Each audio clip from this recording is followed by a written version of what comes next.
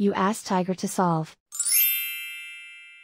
This deals with linear equations with one unknown. The final result is x equals 303 over 100. Let's solve it step by step.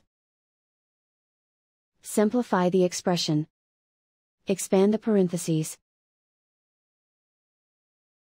Simplify the arithmetic. Group all constants on the right side of the equation. Add 60 to both sides. Simplify the arithmetic.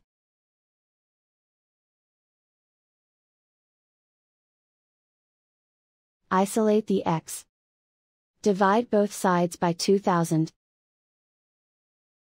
Simplify the fraction. Find the greatest common factor of the numerator and denominator. Factor out and cancel the greatest common factor.